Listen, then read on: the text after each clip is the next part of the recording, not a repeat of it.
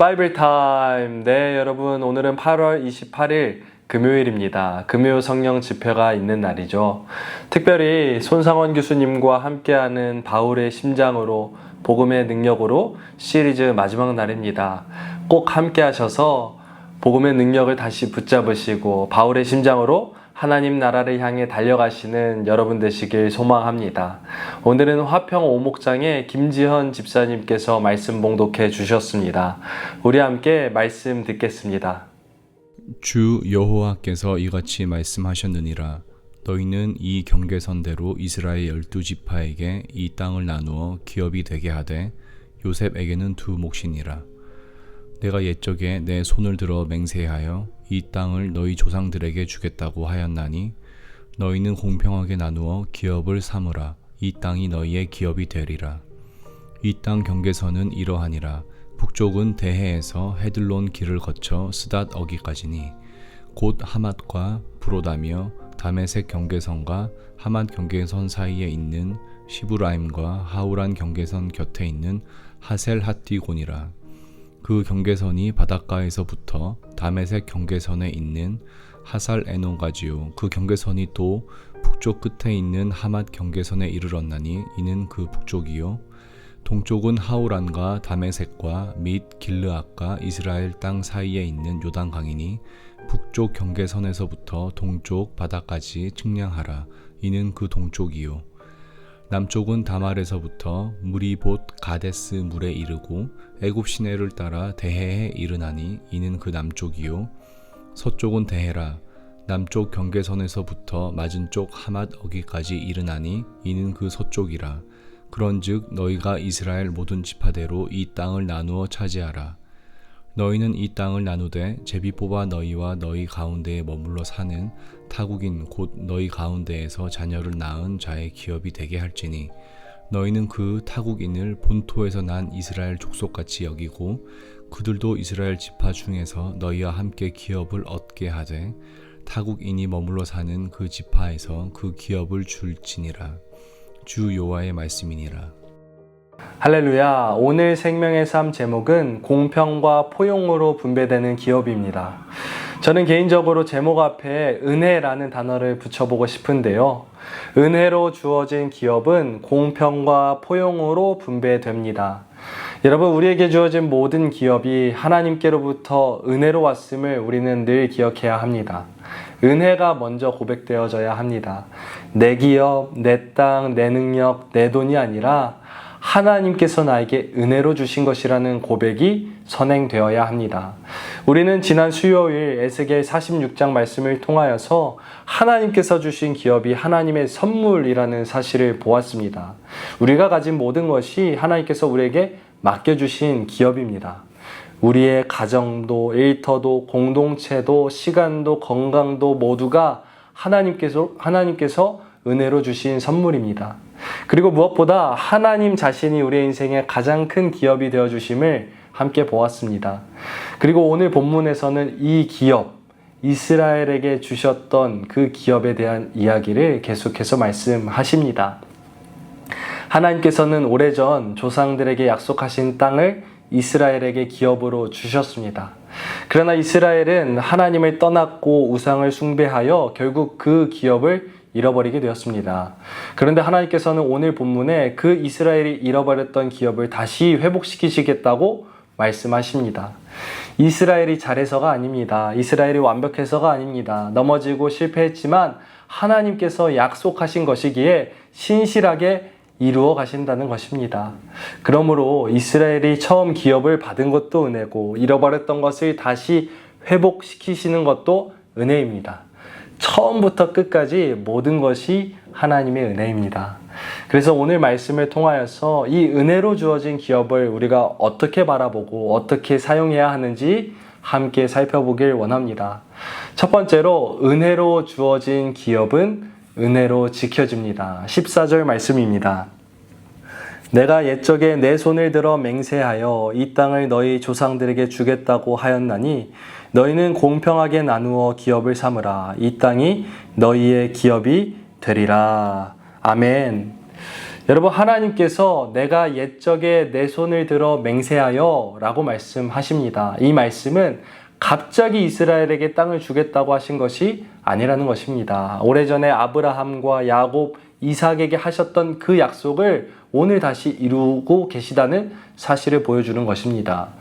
여러분, 사람은 약속을 잊을 수 있습니다. 사람은 변할 수 있습니다. 그러나 하나님은 결코 변하지 않으십니다. 이스라엘의 실패가 하나님의 신실하심을 결코 무너뜨릴 수 없었습니다. 하나님께서는 이스라엘이 실패하였음에도 불구하고 약속하신 것을 다시 이루어 가셨습니다. 여러분, 이것이 은혜입니다. 내가 잘해서 하나님께서 약속을 지키시는 것이 아니라 나는 여전히 부족하고 연약하지만 하나님께서 신실하시기 때문에 약속을 지키시는 것입니다. 여러분, 그리고 이 신실하신 하나님을 가장 잘 보여주는 것이 무엇입니까? 바로 예수 그리스도입니다. 하나님께서는 죄 가운데 있는 우리를 구원하시겠다고 약속하셨고 그 약속을 예수 그리스도를 통해 이루셨습니다. 우리가 하나님을 먼저 찾은 것이 아니라 하나님께서 먼저 우리를 찾아오셨고 우리가 자격이 있어서가 아니라 하나님께서 은혜로 예수님을 우리에게 보내주셨습니다.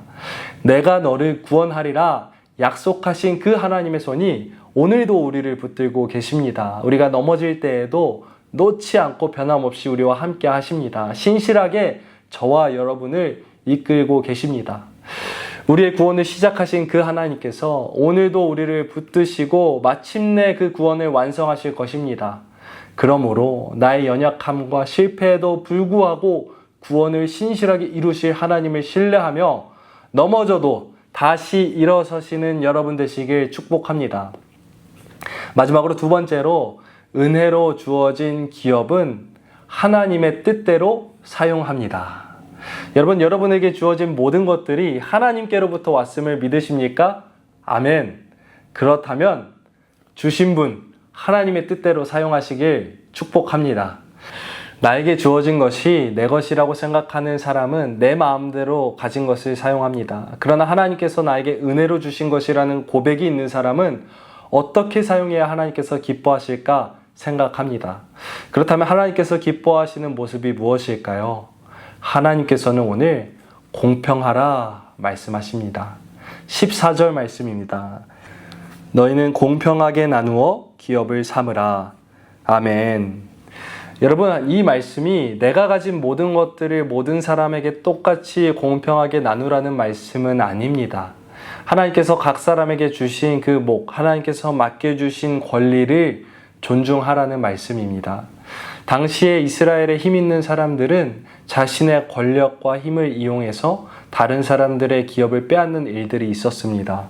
자신의 욕심을 채우기 위해서 힘이 약한 사람들의 몫을 빼앗은 것입니다. 그래서 하나님께서는 오늘 공평하게 나누어 기업을 삼으라고 말씀하시는 것입니다.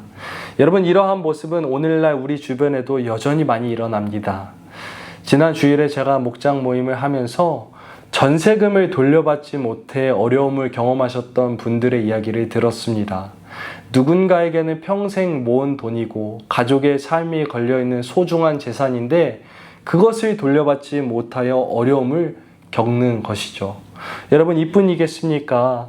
다른 이들의 것을 탐내어 빼앗는 사람들이 참 많습니다. 여러분, 우리는 이 말씀 앞에서 우리의 모습을 돌아보아야 합니다. 내가 다른 사람의 몫을 가볍게 여기고 있지는 않은가? 하나님께서 이웃에게 맡겨주신 것을 탐내고 있진 않은가? 나에게 주신 것에 감사하며 또 타인에게 주신 것을 존중할 줄 아는 여러분 되시길 소망합니다. 이렇게 하나님께서는 오늘 우리에게 공평함에 대해서 말씀하셨는데 거기서 멈추지 않으시고 계속해서 포용할 것을 말씀하십니다. 22절 말씀입니다. 너희는 이 땅을 나누되 제비 뽑아 너희와 너희 가운데에 머물러 사는 타국인 곧 너희 가운데에서 자녀를 낳은 자의 기업이 되게 할지니 너희는 그 타국인을 본토에서 난 이스라엘 족속같이 여기고 그들도 이스라엘 지파 중에서 너희와 함께 기업을 얻게 하되. 아멘. 여러분, 참 놀랍습니다. 하나님께서는 이스라엘 백성 가운데 거하며 살아가는 타국인에게도 기업을 나눠주라고 하십니다. 그들이 이방인이라고 해서 밀어내지 말라는 것입니다. 이것은 사실 그 당시의 기준으로 보았을 때 상당히 파격적인 말씀입니다. 기업은 혈통과 또 가문을 통해서 이어지는 것인데 하나님께서는 그것을 뛰어넘어 이방인에게 나눠주라고 하시는 것입니다. 물론 그렇다고 해서 이 말씀이 오늘날 내가 가진 모든 것을 무조건 다른 사람에게 나눠주어라, 나의 모든 것을 다 포기해라 하는 말씀은 아닙니다.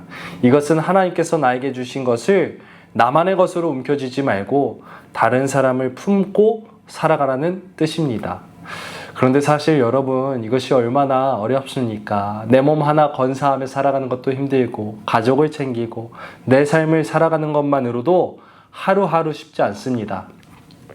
그런데 어떻게 다른 사람의 형편까지 돌보며 살아갈 수 있겠습니까? 결국 이 모든 것은 우리의 능력만으로는 감당할 수 없습니다.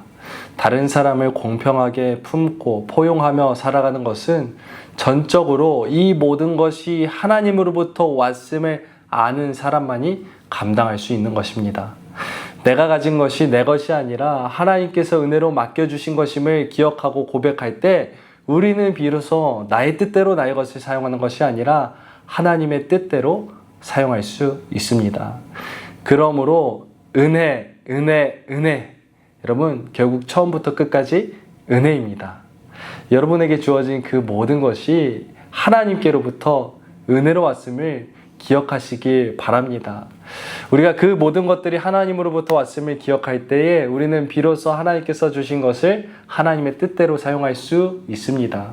여러분, 오늘도 하나님께서 우리에게 오늘이라는 시간을 선물로 주셨습니다. 그리고 매일매일 우리에게 건강과 또 시간, 능력, 또 물질, 모든 것들을 선물로 덧입혀 주십니다. 이 은혜를 늘 기억하시고 감사함으로 살아가십시오. 하나님께서 저와 여러분에게 주신 것에 감사하며 또 다른 사람의 것을 존중할 줄 알길 바랍니다. 그리함으로 이 모든 것이 하나님으로부터 왔음을 기억하며 하나님의 뜻대로 사용하길 축복합니다. 하나님의 뜻대로 공평하고 포용할 수 있는 저와 여러분 되시길 소망합니다. 기도하시겠습니다.